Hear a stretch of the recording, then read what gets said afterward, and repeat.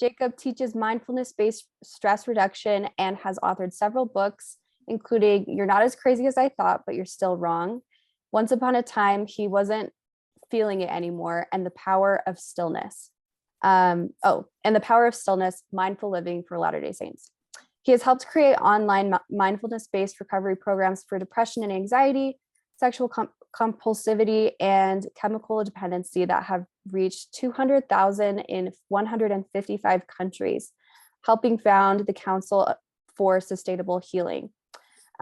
Jacob's life work is dedicated to making space for thoughtful, good-hearted people to find understanding and affection while exploring together the deepest of disagreements.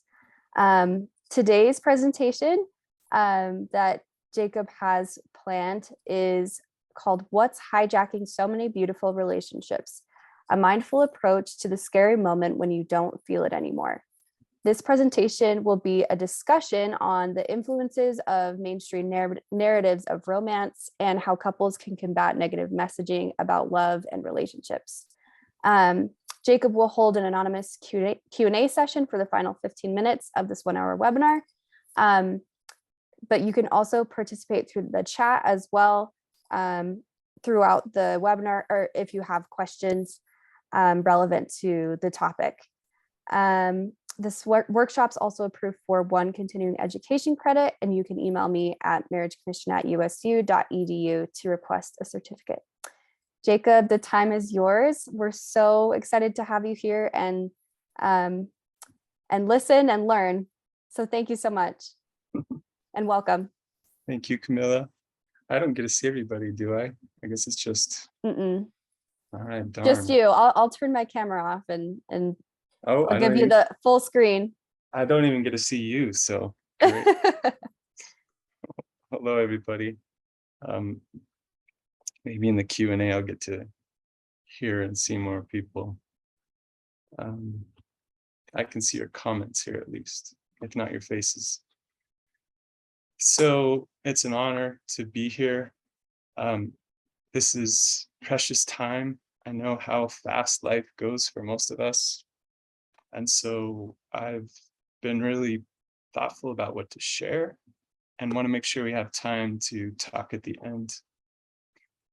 When we talk about scary or terrifying moments in marriage, we're usually referring to holding a new baby in our arms for those who are able to have children, or losing a job, or having an accident, or even just getting married itself. But I would argue that there are few moments more terrifying than when something happens that raises existential questions in our relationships. The kinds of questions like, were we wrong to do this? Do I even love you? Do you even love me? These are painful for anyone. And they are questions I've asked with my own wife years ago. We don't ask them anymore. We experience a lot of happiness and peace now. And that's how all of our relationships start, with some measure of happiness and a sense of the beauty of possibilities between us. So the question I would love to focus on today is, what is hijacking those beautiful possibilities? If that's where we start, what is it that's taking over?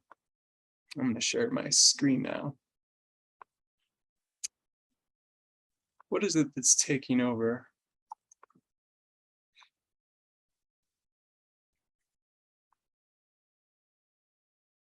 And how can we fight off the hijackers?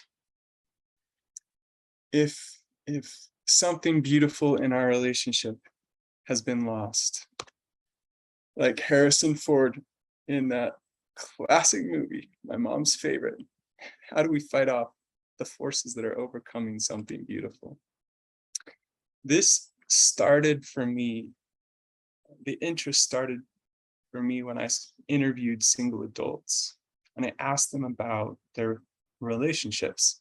And I was surprised how many times I heard something like this. I have strong feelings initially, buying her flowers, saying sweet nothings, dedicating songs to her, wanting to put a smile on her face all the time, wanting to help her be happy. Her, then the next minute, there is nothing. It's off immediately like a light switch. It's weird. I just lose it. Initially, someone else said I felt a crush and attracted, but there would come a point where I just felt nothing anymore. I just had no affection for the person. Another person said after 2 to 3 months, my heart would start to dry up toward that person. My affection would die over time after the initial excitement wore off. I broke up with a wonderful girl because the bubbling feeling had faded. It's not just guys who said this. I heard this from women as well. And once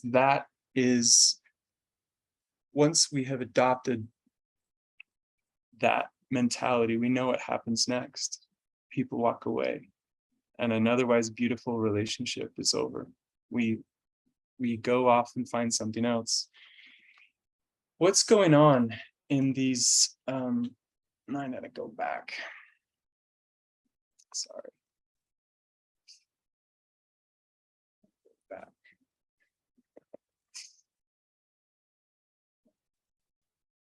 Hold on. The question I want to raise is, why did the feeling shift? There we go. Apologies.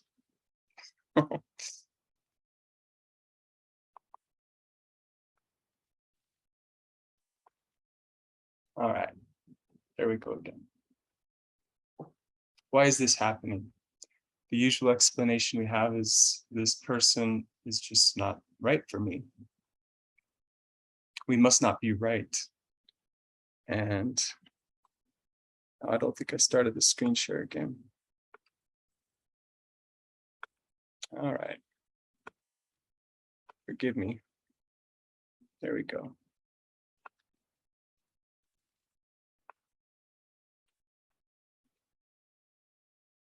All right.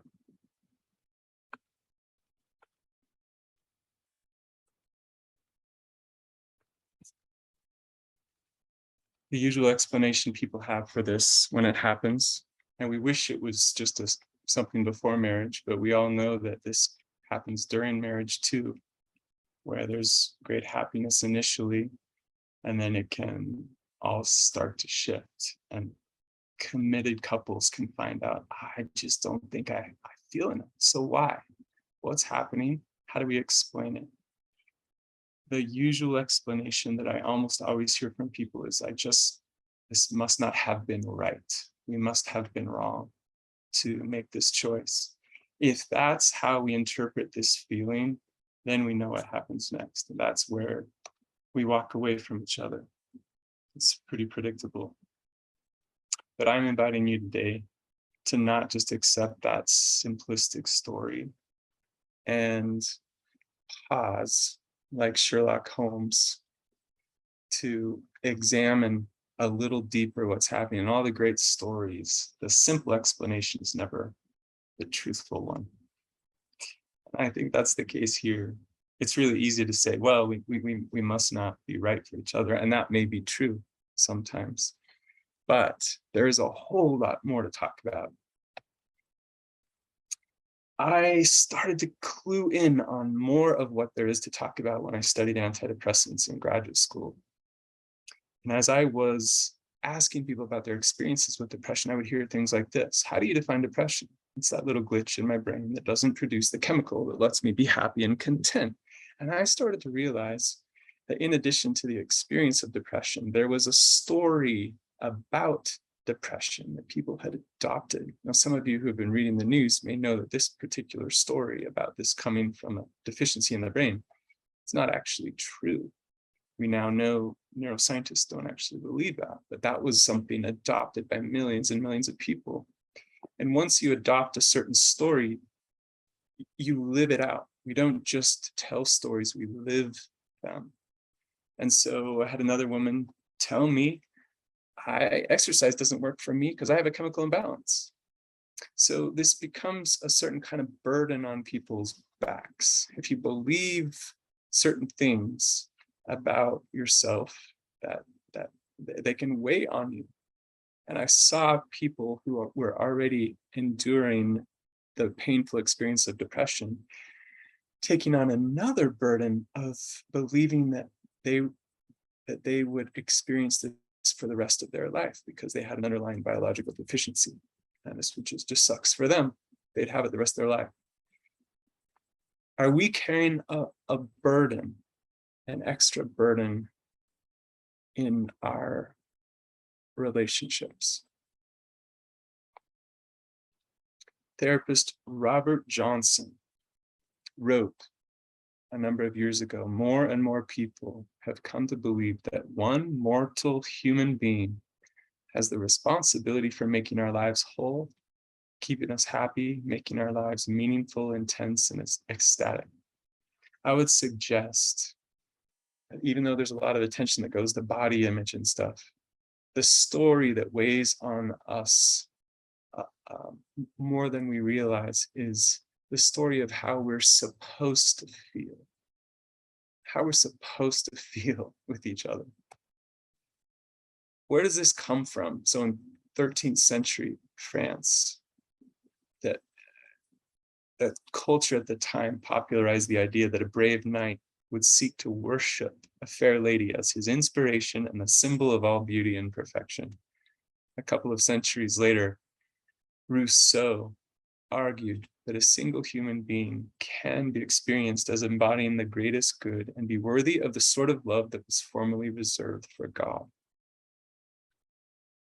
They called this at the time marriage by fascination. It was a new thing. And in a love letter written in the 15th century, a Spanish poet tells his girlfriend, "I breathe by you, I live by you." Pretty normal, standard talk in our day.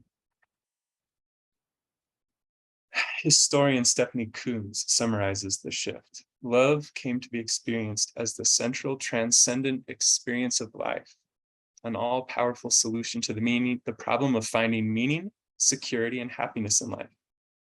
I mean, it sounds pretty good to me, right? But she says this was the kind of uplift and self-fulfillment that the previous generation had sought in religious revivals. So again, this is not reserved to any specific gender. This is taken from a focus group with women in the last 10 years. They were talking about trying to find a partner who would be the perfect blend of selves. And one woman says, "I want someone that's curious, but not earnest. They have to be a little edgy." And then someone else chimed in, "But not too edgy. They have to be normal, but just not boring." And another person explaining her breakup said, "He loved me too much. I felt like he was too much of a puppy dog, always looking at me with those adoring eyes. I wanted more of a manly man." Elizabeth Gilbert, who many of you know and have read, writes, "Contemporary Americans have the grandest, most outsized expectations about love of any people who have ever lived at any time on Earth. We are completely infatuated with the idea of a soulmatehood and finding someone who is our absolutely perfect match." In addition to the expectations about the amount of feeling, we're supposed to feel this certain intensity, it's also pretty clear to most people that that is supposed to endure without interruption. And if it changes at all, it needs to grow. So one person told me, if human love ever wanes, then it wasn't love in the first place. And in one study of romantic beliefs in Spain, 65% of people reported believing that the intense passion of the first stages of love, if it is real, will last, or it should last forever.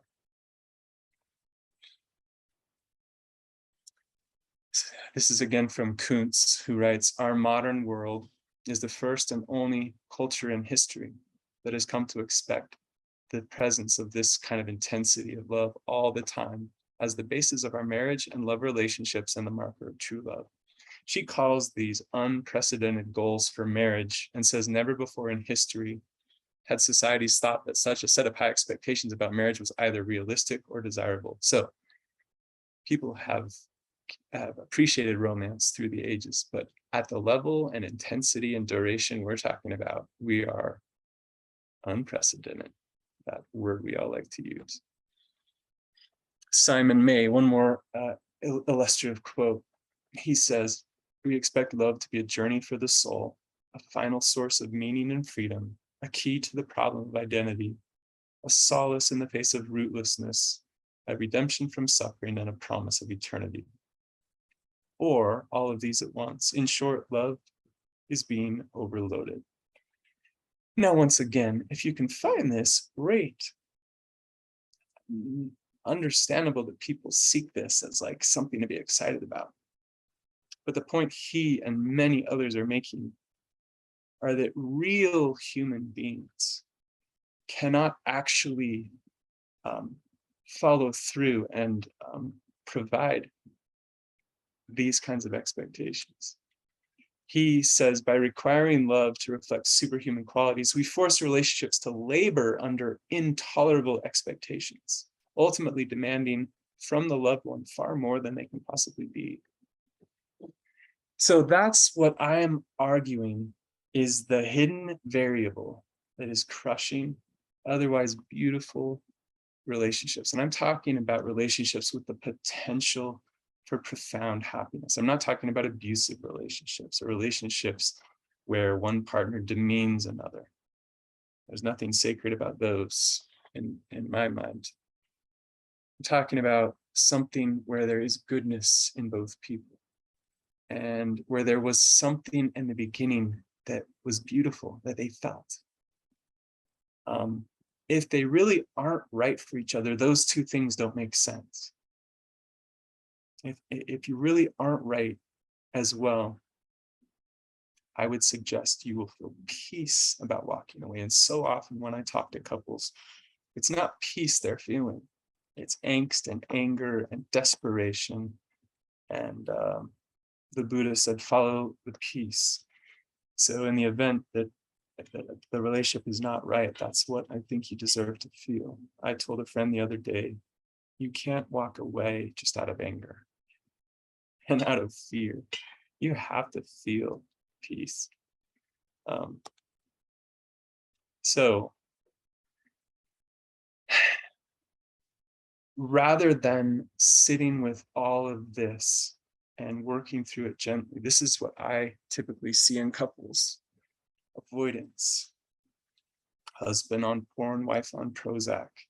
We find ways to shove the feelings away, to distract, instead of looking across at our partner and holding the complexity of feelings. We just push them away and shove them in the cellar, as if that makes them really go away. The alternative is holding it all in awareness. When we teach in a mindfulness class, the beauty of meditation is that as you sit in silence and stillness with your own body and your mind, everything that's going on inside you, including and especially the painful stuff, comes into clarity. And instead of shoving it in the cellar, you're inviting things in, even with a little 5-minute meditation in the morning or at night. This is what we can do in our relationship too. We can bring more gentleness to the wounds and the confusions and the challenges and the expectations, and allow things to be as they are without trying to constantly make them different. That again is core to a mindfulness approach to working through stuff. So it's not just being present. That's what people usually associate with mindfulness. It's also being present. It's being present in a gentle, non-aggressive way. If there's deep pain in your relationship, it's about allowing that pain to be there, not denying it, not shoving it away, but neither obsessing and fixating on it. And by trying to make it different and demanding that it be different before you share love. There is something powerful that happens when we stop long enough to make space for everything that's here. If I can use the depression example again, I've seen over and over people that just shove away painful, excruciating feelings where they're trying to control and manage it, start to learn to be present to their sorrow or anxiety, allowing the feeling of panic to be there and start to observe the panic from a place that's calm instead of panicking about the panic. Observing the panic instead of being just depressed about the depression. Observing the depression instead of being angry about the anger. Noticing what it feels like in the body. And there's something about this kind of space that immediately starts to soften and make things a little easier. I did a podcast with Geoff Stewart, I'll mention at the end, where we talked at length about this all. Now, one of the things you may notice, one of the things that would be helpful to you as you hold this all in awareness, is there is no such thing as a couple for whom the intensity of early romance endures forever at the same degree as Brad and Angelina, for instance. This is Scott Peck, who wrote one of the classic psychology texts. He says, no matter whom we fall in love with, we sooner or later fall out of love if the relationship continues long enough. This is not to say that we invariably cease loving the person with whom we fell in love, but it is to say that the feeling of ecstatic lovingness that characterizes the experience of falling in love always passes. Now that feels like bad news, certainly in our dominant expectations, but listen to what he says next. It is when a couple falls out of love that they may begin to really love. True love happens after the love starts to fade. He explains elsewhere that when we're in a place where the other person is meeting our needs and we're feeling the intensity, it's really about us because we're getting so much, right? But it's when the feelings start to ebb and kind of settle. I like to use the word settle. That allows us to begin to choose to say, I'm going to just show care for this other person, even though my life is not immersed in constant self-gratification using this person from this person. So I love this idea that that moment of settling that can be so terrifying is an opportunity for all couples. Even if it feels a little scary at first, it's an opportunity to deepen our love, not to run away and chase after the feeling. And that ultimately is one of the key questions all relationships, I believe, have to face, is our core commitment to just a particular feeling that we're going to chase after constantly, or is it to a person? Is it to this face in front of us? It's hard to do both.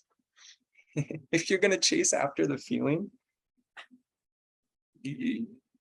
you'll go off, you'll find the feeling, you'll probably find it in different ways with different people, but you'll miss something that could be found right here with this person and this face. That has been my experience. Another helpful idea as we try to work through this in a more mindful way is to think of love as a practice instead of just a feeling. Erich Fromm once wrote, "Love is not an involuntary magnetic attraction or irresistible impulse. To love somebody is not just a strong feeling. True love is an act of will, both an intention and an action. It is a decision, it is a judgment, it is a promise, a commitment, and ultimately an art." I love that idea that love is a craft. It's a kind of practice that we're all getting better at over time. I also really love this idea that we can all grow in love. It's not the most exciting story to share. People don't love it like other stories, but my wife and I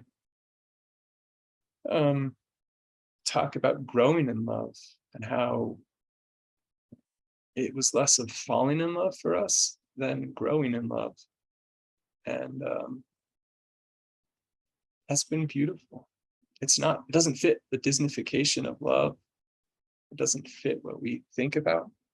But there's something beautiful about a love that deepens and matures over time. Barbara Lee Fredrickson at the University of North Carolina has done research on what she calls micro moments of love. And she's actually taken people in a control group and said, okay, you practice this with your partners and you guys don't. I don't know what the others did, just watch TV or something. And she found that the vagus nerve in the group that practiced these micro moments of love, which is the nerve that connects our brain and our heart, it was stronger. So this is why she says, even small emotional moments of micro moments of love in daily life can have disproportionately large biological effects over time. That's a lovely thing to remember. So we're nearing the end here, but I'd like to close with a story to admit that simply mindfully being aware of this hyper intense expectation for romance was not enough to be free of it for me. Mindfulness has been helpful, but the deeper shift I experienced came when we came across this book. Doesn't look anything fancy, but these are people who had gone through the 12 steps for alcohol addiction. And I do think there's kind of an addictive, compulsive relationship we have to some of these expectations. We want so bad to experience a certain kind of feeling that it's fair to think about it in these terms. So we opened this out of curiosity one day, and were surprised to discover something that was really helpful. First of all, you notice here at the bottom of the book, there's a stool, a three-legged stool. So the whole RCA approach is that one partner has their work, the other partner has their work, and the couple together has their work. But the driving force of the program is the same 12 steps you're probably familiar with alcohol addiction or pornography addiction. We admitted we were completely stuck in our relationship, that our lives together had become unmanageable. And my wife and I were at a point where we felt that way. We just didn't know what else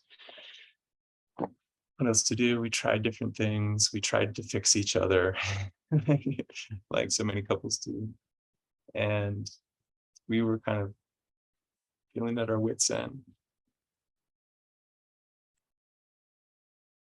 The second step is we came to believe, and for people of any faith, this is not specific to Christian faith, and even people who don't have a theological faith can practice these steps.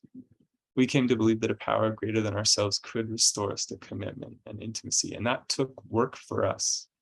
It's really normal after a long period of struggle to just say, I just don't think that's possible.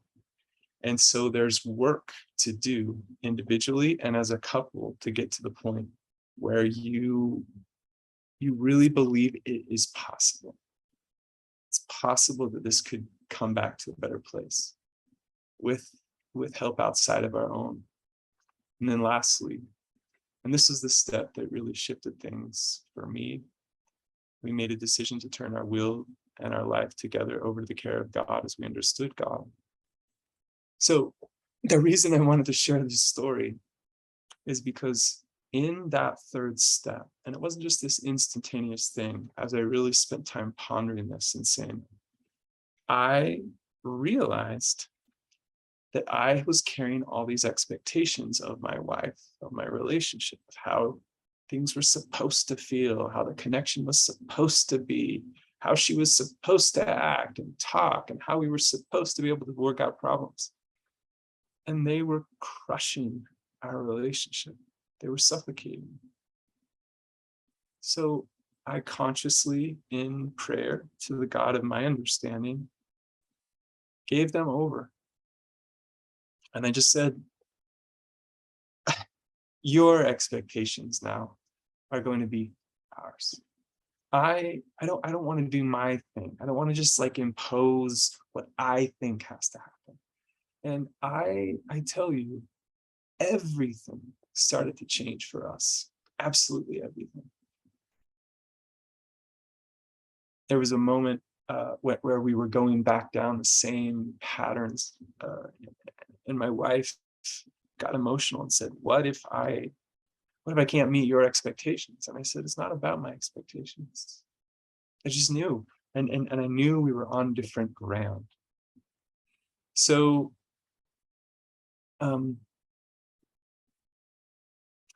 these 12 steps, I would argue, mirror the same kind of gentle awareness that we see in mindfulness. By that, I mean, mindfulness is about bringing awareness to everything going on so that we can actually have freedom to choose. So like when you practice mindfulness of thoughts, you push back on your thoughts and say, okay, here are the thoughts I'm carrying around. Which do I actually believe are true? Which do I want? What do I believe? And that's a choice. That's a choice you can make in your own relationship. What do you believe about romance and the feeling you should have? What do you want? That awareness, that was really helpful in kind of softening things. But it wasn't until I went through this process that I was able to kind of let go on a heart level to some of what I was holding on to.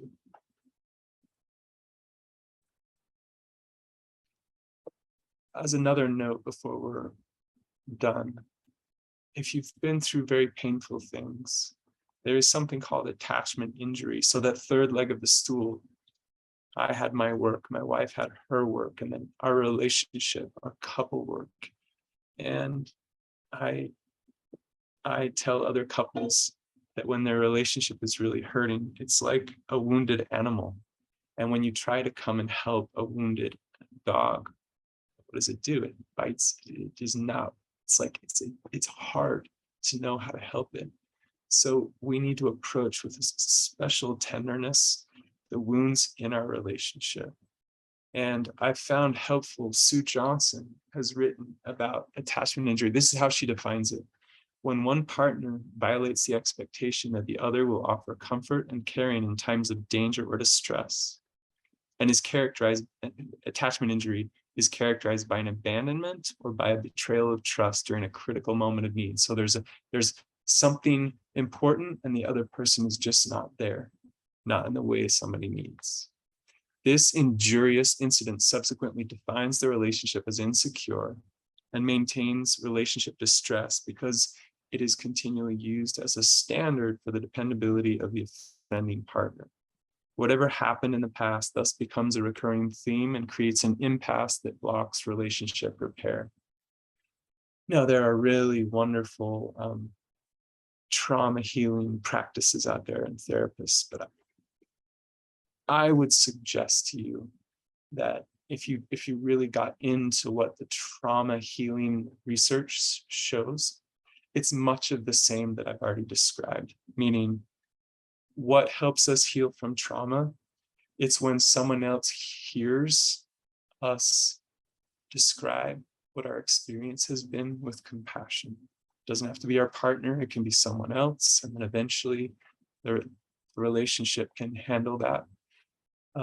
It also sometimes just writing our experiences down and just putting them in paper, verbalizing it and having somebody respond compassionately heals trauma. Another thing that heals trauma is having new experiences that aren't traumatic. So that is something that a professional therapist can support, but it doesn't require a therapist. We can do that together. We can do it with our loved ones. We can ultimately do it with our partners when we have a more solid foundation. What I tell couples is if you don't have a foundation of hope that your relationship can heal and grow beyond barriers, and if you're still weighing your relationship down with your own expectations, whatever they are, it's pretty hard to heal the relationship. So I encourage people to try to get a new foundation under them before they try to heal that wounded relationship. If you're in an especially hard moment, I would encourage you to watch this music video. It's had 19 million views for a reason. Count how many videos like this have 19 million views. It's phenomenal. It's called Broken Together by a band named Casting Crowns. And your next date night, please watch this movie. There's so many bad movies about romance, so many bad ones. So expose yourself. Not only is the cinematography beautiful, but the story of aching separation, and then how they had little, I'm not gonna, here I am giving it away, but you probably already know that it doesn't end in a terrible breakup because of this. So I've already given it away, but it depicts so beautifully a couple that doesn't just walk away and chase after the feeling, and that actually holds the space and finds something deeper. That's my message to you today, is my wife and I have found a level of joy and peace together that I could not have imagined. And we are not alone. Research actually shows that couples who are going through something hard, who stick with each other and hold on, end up being some of the happiest of all. Because you have this great story of having passed through this incredible thing together. And you really learn to love. Like, once again, to reiterate what Scott Peck says, it's not when we're overcome with intense hypersexual arousal that we know what true love is. That's beautiful when it comes, if it comes, as it comes. But the true love happens when we have opportunities, whether it's settling of feelings or challenges that we go through, when we say, hey, you know, there are these opportunities to chase after the feeling. I am with you, and I am committed to you. And Hey, Jacob, sorry to interrupt. There's yeah, just a few people who are curious to know what the name of that music video was again. Broken Together by Casting Crowns.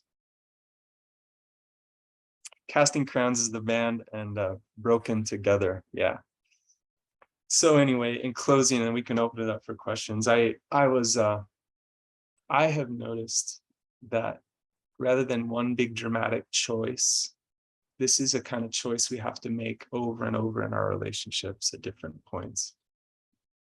And especially surrounded by the kind of constant sexualization of images presenting other kinds of dreams. I actually came across a video the other day as I was just doing my normal work on, and it was this video depicting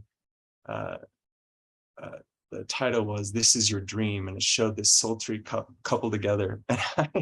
And I had this moment where I was like, no, that's not my dream.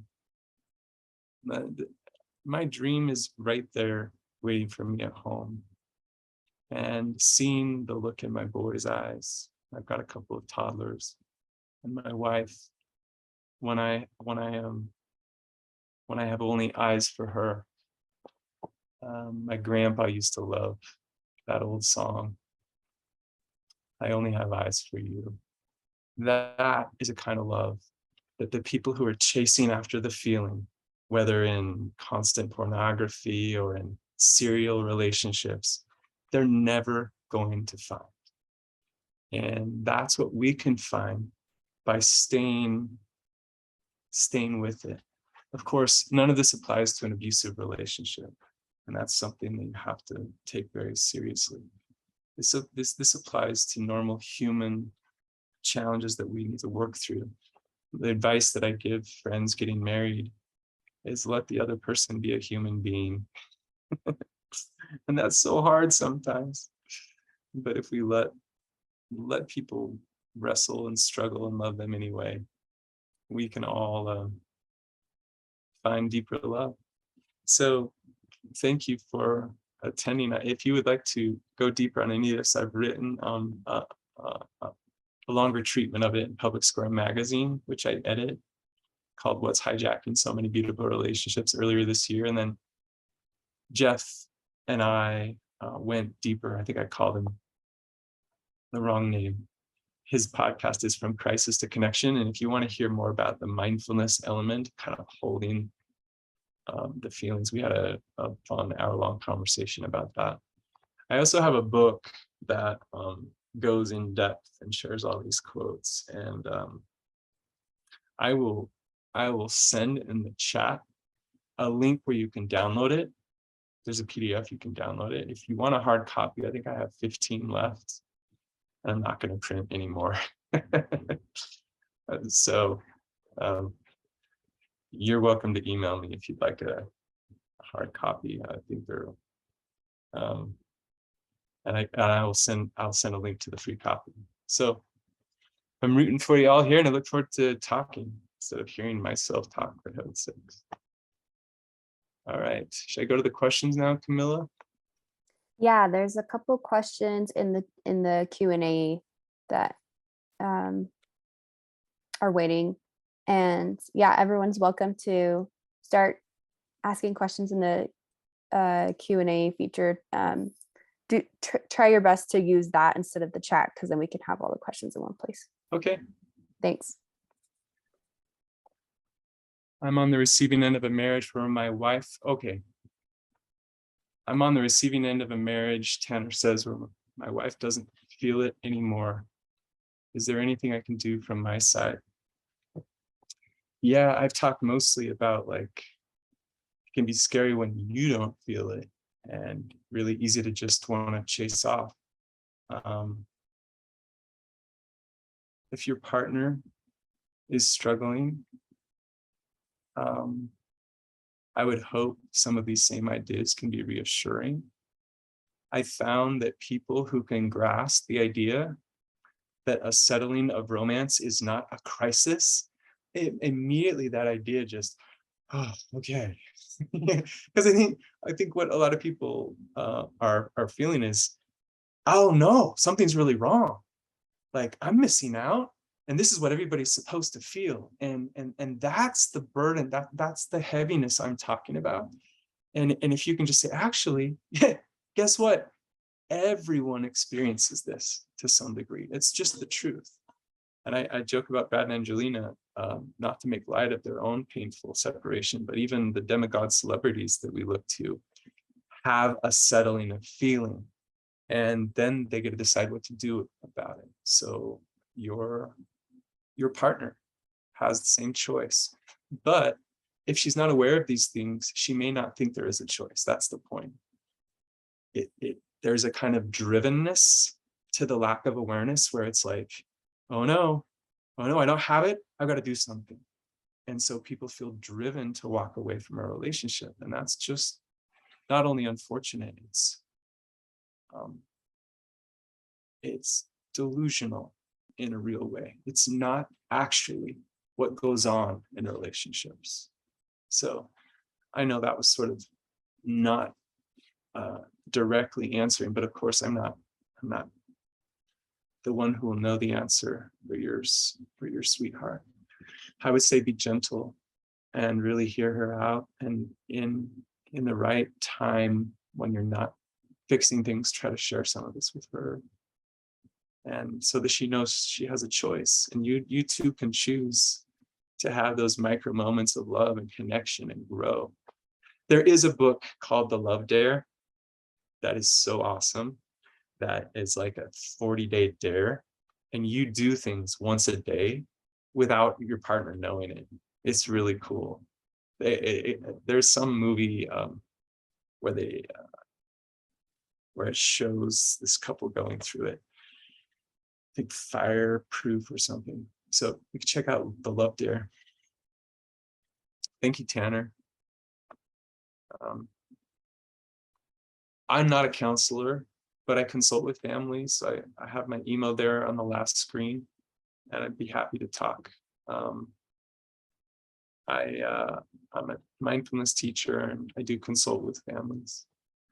And I can recommend really thoughtful counselors, especially in the Salt Lake area. I do have some people I really trust. So, hi, Doug. You mentioned professional counseling as a potentially positive intervention. What are your thoughts about pastoral counseling for individuals and our couples as an intervention to build and grow love and reframe unhelpful narratives about love and affection? For sure. By that, you're referring to people who have some degree of training, as well as probably just consulting with faith leaders, right? I think both can really be helpful. Basically, anyone you trust to help hear out what you're going through is an example of the kind of thing that's been shown to heal trauma. These things are traumatic. It's like, oh, here I am with the person that I committed my life to, and we're not sure it's right. You know, those are the existential questions that can be really scary. But if you can hold and make space for them, that's where the magic of mindfulness comes in, because all of a sudden you can hold hard questions from a place of calm and wisdom, and you cannot panic about panicky questions. You can just say, okay, here they are. What are we going to do about them? So make as much space as you can around these painful questions. The more painful, the more space they need. For sure, reaching out to family members, neighbors, mentors. I have an evangelical pastor friend from graduate school who was a wonderful mentor to me and my wife. And one of the things he used to share is, I love how different faith traditions talk about things in different ways. He said, don't try to figure everything out. Just take the next right step. And by the way, he said that before Frozen. So everybody associates that with Frozen. They stole it from Pastor Grogan. We don't need to figure everything out about our relationship. In fact, my wife, some of the challenges that my wife and I thought we had to figure out when we got a new foundation and we were allowing higher wisdom to guide us, just some of it faded away. And some of it just became less relevant because it wasn't his expectation. It was about some a different expectation for our relationship. Would the painted veil be helpful for a couple working through an affair situation? The husband had an affair with another woman, but now they're trying to heal their relationship. You might watch it yourself first. There is a temptation towards an affair, but they stay faithful, and you see their love grow as they're serving each other and helping each other. I'm sorry. There's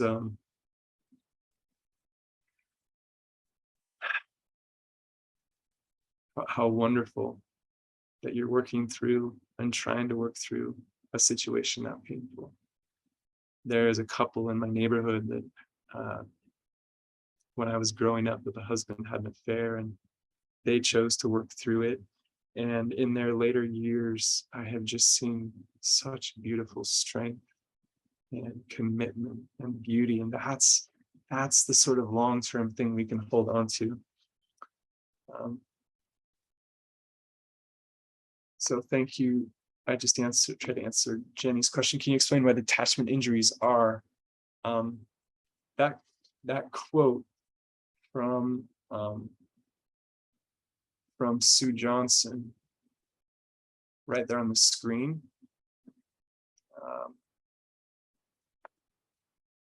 You can Fireproof, yeah. Janae, Fireproof is the movie where they talk about the love dare. There's the attachment injury definition on the screen, but it's basically there was a real need for someone to be there in a relationship at a critical time, and they just weren't there. And so, and that can be a variety of things, lots of different situations. And so there's an injury to the relationship. What I like about the concept of attachment injury is rather than it being a problem about that person or about that other person, it's paying more serious attention to the injury in the relationship. And attachment injuries can heal. They're workable, just like other injuries. It's not an intrinsic pathology in the relationship that can't be overcome. Attachment relationships can also happen in relation to others in our lives, in relation to faith, to God, to children. And but I find it very hopeful because it's healable. It's something you can work through.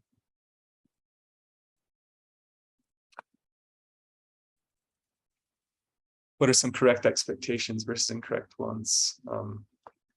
Paula, I tried to highlight some expectations that I found to be really helpful about love that can grow. Love as a practice. Another one that I didn't mention is compared to this expectation that love has to be intense and sexually charged all the time. There is this idea of comfortable romance that just simmers, just a comfortable connection. And it doesn't have to be dramatic and intense. It can just be more low level. And this was implicit in what I said, but not explicit. But an expectation of changeability. It happens for everyone. Like little things like starting an antidepressant, which is my area, it can change our level of romantic feelings, right?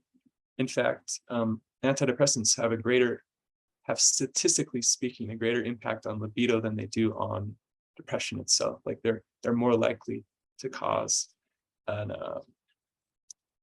change in sexual feelings. So when that's necessary, that's just going to be something the couple needs to work through. There's lots of things that it can impact, including just lack of sleep and stress. So I think it's very healthy to make room for shifts in the feelings rather than, no, this needs to be here at this level of expectation. We're supposed to feel this constantly. And if we don't, we're screwed. Something's wrong. Something's really wrong. Early in the webinar, you mentioned something about neuroscience in the news and perhaps a change in understanding of brain chemicals related to mental health. Can you summarize that quickly and refer us to a credible source to learn more? Hi, Christian. I'm not sure you're the same Christian that I used to know, but I hope you are. If you search for serotonin imbalance in the news, there was recently a study in molecular psychiatry that was a comprehensive review of all the research on the serotonin imbalance theory of depression. And these researchers in a very respected journal are basically saying what brain scientists have said for almost a decade now. It's time to move on. We need to stop pretending that depression is arising from a chemical deficiency in our brain. It's just not true. There is more evidence that inflammation in the brain. If you want to look up the inflamed brain, is a good summary of some of the more consistent research that like if you're going through a really stressful time and cortisol is flooding your brain, some of the same inflammation that happens in physical illness happens in emotional illness. And again, that's also good news, kind of like attachment injury, because inflammation is changeable. the same kinds of things we do when we get the flu, slowing down, taking care of ourselves, exercise. Well, I don't exercise when I'm sick, but you know what I mean. Taking care of ourselves, things that reduce inflammation help with depression as well. So it's called therapeutic lifestyle change. We have an app, joinlift.com, where you can learn more a little bit about that.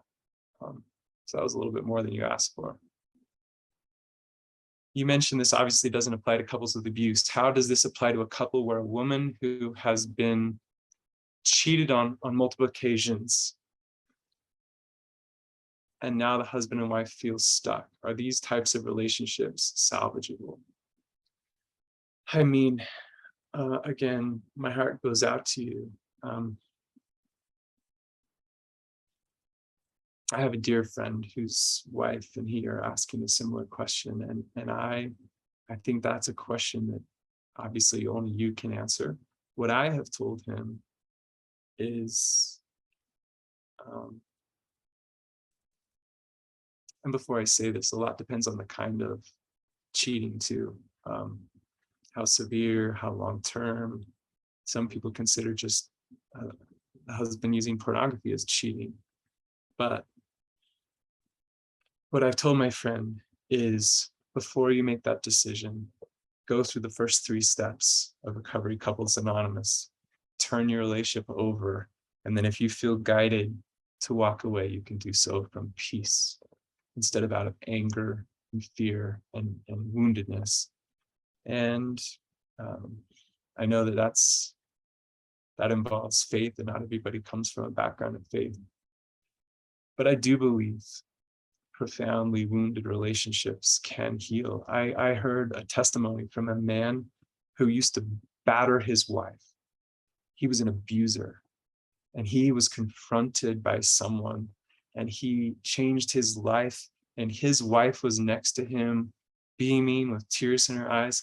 I just think there are profound changes possible. I know not everybody believes that. I have a neighbor, a good friend. I asked her once, do you believe people can fundamentally change? She's like, no.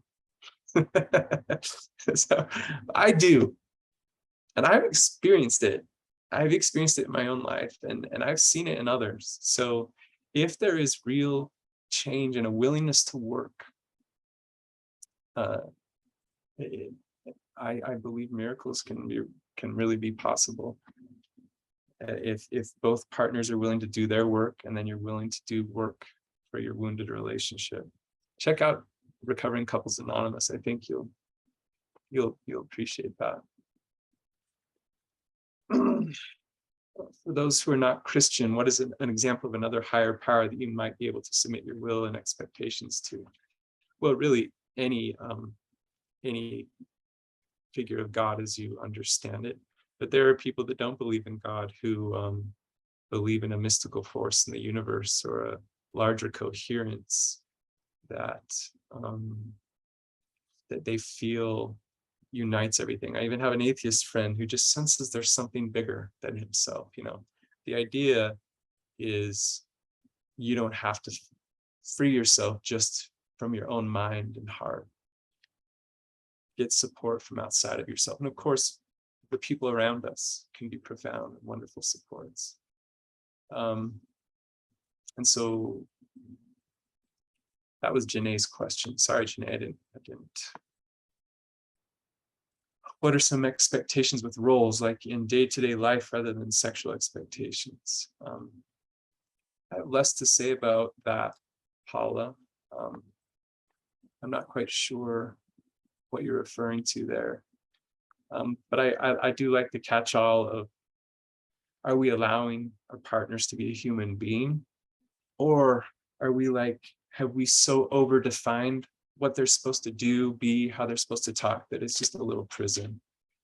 Is life with you and me a prison? Then that's probably something that we can say, okay, are these the expectations I want to put on this person that I'm trying to love? And I have to keep doing this. I have to keep saying, okay, hold on. Thank you for all of your time. Camille, is there any other questions? No, that's all of the questions.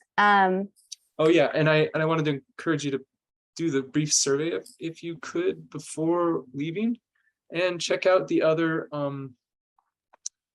resources. My email is here. You're welcome to reach out to me. I I've really enjoyed getting to share this. I wish I could have been in a room and seen your faces and met some of you. But if there's more I can do to support you, feel free to reach out.